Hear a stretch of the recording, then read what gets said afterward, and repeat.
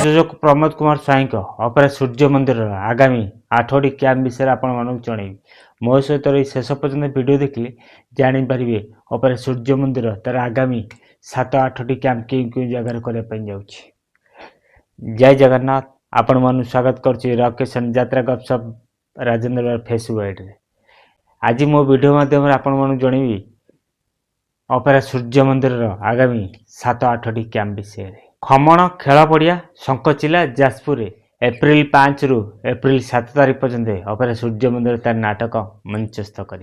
काईमाटियागढ़ Bhubaneswar April 8 रु April 10 तारीख पर्यंत अपेरा सूर्य मंदिर तार नाटक मंचस्थ कर। मोलसिंह खेल पड़िया सोर बालेश्वर एप्रिल 11 रु एप्रिल 13 पर्यंत अपेरा सूर्य मंदिर तार नाटक मंचस्थ कर। राया रामचंद्रपुर बालेश्वर एप्रिल 14 रु एप्रिल 16 तारीख पर्यंत अपेरा सूर्य मंदिर तार नाटक मंचस्थ कर।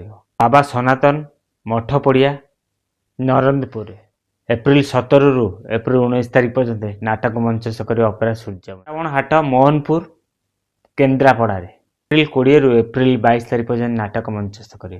आपण मानू जणीदेली अपेरा सूर्य मंदिर आगामी 7टी कैंप विषय।